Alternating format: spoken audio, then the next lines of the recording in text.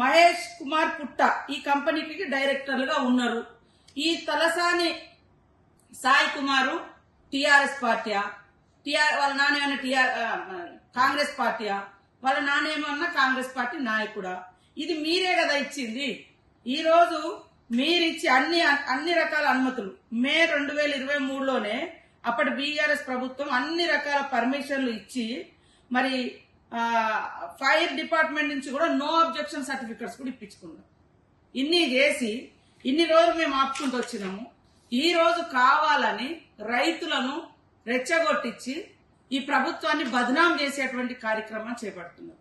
రైతుల ఆందోళన జరుగుతుంటే అక్కడికి ఆర్డీఓ పోయి వాళ్ళతో చర్చలు జరిపితే కావాలని బీఆర్ఎస్ బీజేపీ నాయకులు ఆర్డీఓ నిర్బంధించడం, ఇంత దుర్మార్గమైనటువంటి కుట్రపూరితమైనటువంటి లక్షణాలు పునికి పుచ్చుకున్నటువంటి మీరు ఎప్పుడు కూడా బాగుపడరు. వాస్తవాలు మాట్లాడండి. ఏమన్నంటే సోషల్ మీడియాను అడ్డం పెట్టుకుని ఇష్టానుసారంగా మాట్లాడుతున్నారు. ఇది సరైంది కాదు. మీకు దమ్ముంటే, మీరు నిజాయితీ పరులైతే, మీరు నిజంగానే రైతుల పట్ల మీకు ప్రేమ ఉంటే, మేము ఈ యొక్క ఒప్పందాలు మేము చేసుకోలేదని మరి అంబేద్కర్ గారి సాక్షిగా వచ్చి మీరు చెప్పగలరా? లేదా మరి ఈరోజు లక్ష్మీ నరసింహస్వామి టెంపుల్కి వచ్చి చెప్పగలరా? మేము పర్మిషన్లు ఇవ్వలేదు, మాకేం సంబంధం లేదని ఎక్కడికి వచ్చి చెప్పగలుగుతారో మీరు చెప్పండి. కాబట్టి ఈ అబద్ధాల మీద ప్రజల్ని, వాళ్ళ మనోభావాల్ని రాజకీయ ప్రయోజనాల కోసం వాడుకొని ఇవాళ కాంగ్రెస్ ప్రభుత్వం ప్రజా సంక్షేమం కోసం పాటుపడుతుంటే దుష్ప్రచారం చేసి దుర్మార్గంగా కుతంత్రాలు చేసి ప్రభుత్వాన్ని అస్థిరపరచాలన్నటువంటి విధానాలు. వాళ్ళు ముగ్గురు కూడా బాధ్యత గల వ్యక్తులు. ఎలిగేషన్ చేసేటప్పుడు కొంత బాధ్యతగా చేస్తే మంచిగా ఉంటుంది. రైతులు పెద్ద ఎత్తున గడిచిన 2 రోజుల నుంచి ధర్నా చేస్తారు. రోడ్ల మీదకి వచ్చిండ్రు, అధికారులను దిగ్బంధం చేసిండ్రు. ఇవన్నీ మనం టీవీలో పేపర్లో చూసినటువంటి అంశాలు. ఆ ప్రాబ్లం ఏంది సాల్వ్ చేయాలంటే గవర్నమెంట్ ఏమి ఇనిషియేటివ్ తీసుకుంటుందో తీసుకోవాలి. అది పక్కన పెట్టి నా మీద ఏదో ఎలిగేషన్ చేసి ఆ కంపెనీకి మా కొడుకు కానీ మాకు కానీ ఎటువంటి సంబంధం లేదు. రెండోది, మీరు ప్రూవ్ చేస్తే మీకే రాసిస్తాం. ఒకటి, 2016 అంటే 8 సంవత్సరాల క్రితం రాజమండ్రి ప్రాంతంలో పిఎంకే డిస్టిలేషన్స్ కంపెనీ అని ప్రారంభించి ఒక గ్రూప్, ఒక 8-9 మంది వాళ్ళు ఒక కంపెనీ పెట్టాలన్నటువంటి సంకల్పంతో అక్కడ స్టార్ట్ చేశారు. అప్పుడే వాళ్ళు డైరెక్టర్స్ ఎవరు ఉండాలి అవన్నీ డిసైడ్ చేశారు. అది 2016, 8 సంవత్సరాల క్రితం. అది కూడా సెప్టెంబర్. ఆ తర్వాత అప్పుడు తెలుగుదేశం ప్రభుత్వం ఉండే అక్కడ ఆంధ్రప్రదేశ్.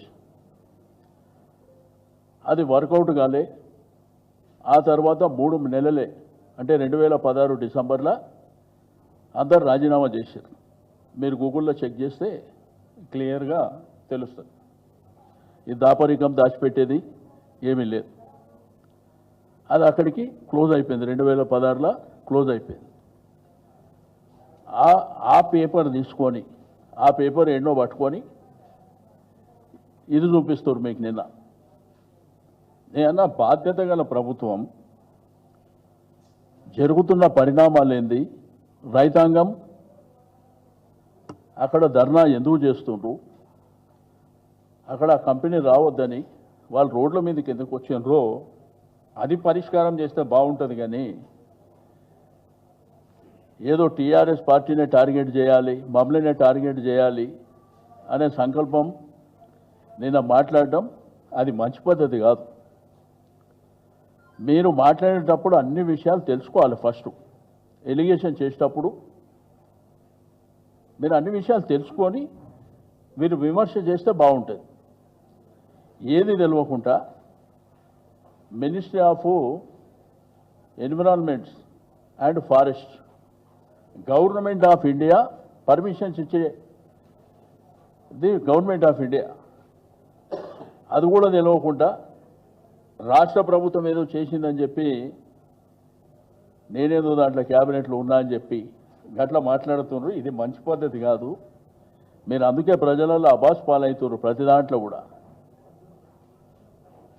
మీరు అనవసరంగా పనికిరాని విషయాలు మాట్లాడి, తెలియని విషయాలు మాట్లాడి అబాస్ పాలు కావద్దు అని చెప్పి నేను ఈ సందర్భంగా తెలియజేస్తున్నా. ఇదంతా కూడా చెప్పే అవసరం లేదు. మీరు అనవసరంగా లేనిపోని అంశాలనన్నీ లేని ఉన్నట్టు చెప్పేటువంటి ప్రయత్నం చేయడం దుర్మార్గమైనటువంటి చర్య. రైతులు ఇబ్బంది పడుతున్నారు, వాళ్ళకి న్యాయం చేయండి. రైతులు ఎందుకు ఇబ్బంది పడుతున్నారు, ఎందుకు రోడ్ల మీదకి వస్తున్నారు, వాళ్ళకి న్యాయం చేయండి. అది వదిలిపెట్టి మీరు ఈ పనికిరాని ఎలిగేషన్స్ పెట్టవలసి రెండోది లేనిపోని క్రియేట్ చేయవలసినటువంటి అవసరం లేదని చెప్పి తెలియజేస్తాం.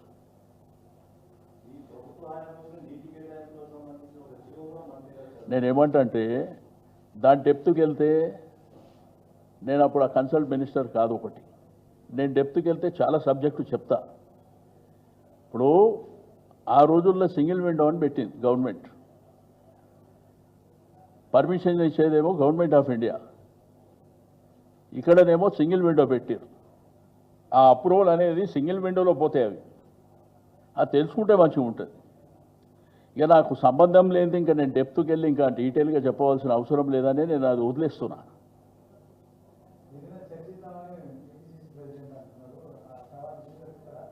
100% సవాల్ ఏమంటున్నా, నేడు కంటే ఆడికి ఎక్కడంటే అక్కడ.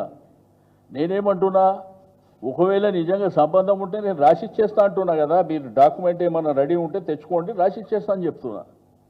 దాంట్లో ఎనికి తగ్గేది ఏం లేదు. నేనేమంటా, మీరు ఎప్పుడన్నా కానీ విమర్శలు చేసేటప్పుడు అథెంటిక్గా చేయండి. ఏది పడితే అది మాట్లాడకండి. ఎందుకంటే మీరు బాధ్యత గల వ్యక్తులు. అబాస్ పాలు కావద్దనే మీకు. రెండోది, నేను వాళ్ళు చెప్పవలసిన అవసరం లేదు. మీరు గూగుల్లోకి వెళ్తే టోటల్ ఇన్ఫర్మేషన్ మీకు నేను దాంట్లోకేం తీసేదే ఇప్పుడు మీకు ఇచ్చినాయి.